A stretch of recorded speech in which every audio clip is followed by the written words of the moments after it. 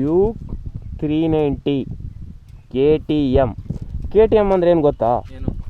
ಕಾಸ್ ತೆಗಿ ಮಾಮಾ ಅಂತ ಇಲ್ಲಿ ಹಾಕವ್ರು ನೋಡು 390. ಇದರಲ್ಲಿ LC4C ಇಂಜಿನ್ ಇರೋದು.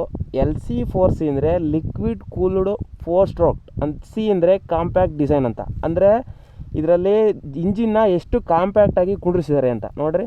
ಓಕೆನಾ? ಅದರಲ್ಲೂ ಈ ಕಲರು ತುಂಬಾನೇ ಲೈಕ್ ಆಗುತ್ತೆ ನೋಡೋರಿಗೆ. ಸೂಪರ್ ಫ್ಯಾಂಟಾಸ್ಟಿಕ್ ಮೈ ಬ್ಲೂಡಿಂಗ್.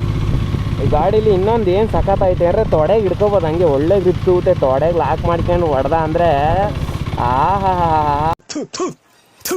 ಈ ಗಾಡೀಲಿ ಇನ್ನೊಂದು ಏನಂದರೆ ನಮ್ಮ ಬಜಾಜಲ್ಲ RPM ಮೀಟ್ರಿಂಗು ಹಿಂಗೆ ಬರುತ್ತಲ್ಲ, ಇದರಲ್ಲಿ ಹೆಂಗೆ ಗೊತ್ತಾ ನೋಡು, ಎಳೆದ್ರೆ ಎದಳುತ್ತೆ, ಬಿಟ್ಟರೆ ಮನೆ ಕಾಣುತ್ತೆ. ಬ್ಯಾಕಲ್ಲಿ ಗಾಡಿ ಸುಮಾರಾಗೆ ಐತೆ, ಇಲ್ಲೆಲ್ಲ ಗಾಳಿ ತೂರಕ್ಕೆ ಜಾಗ ಮಾಡಿರಿ ಸ್ವೀ ಅಂತ. ಆಮೇಲೆ ಫ್ರಂಟಲ್ಲಿ ಮಾತ್ರ ತುಂಬ ಸೆಕ್ಸಿ ಆಗೈತೆ. ನಿನ್ನದು ಕಾಮುಕ ದೃಷ್ಟಿ. ಏನೋ ಇಲ್ಲಿ ಜಪಾನೀಸಾಗಿ ಹಾಕ್ಸಿದ್ರೆ ಜಪಾನೀಸ್ ಎಲ್ಲ ಸೋದ್ಲಿ.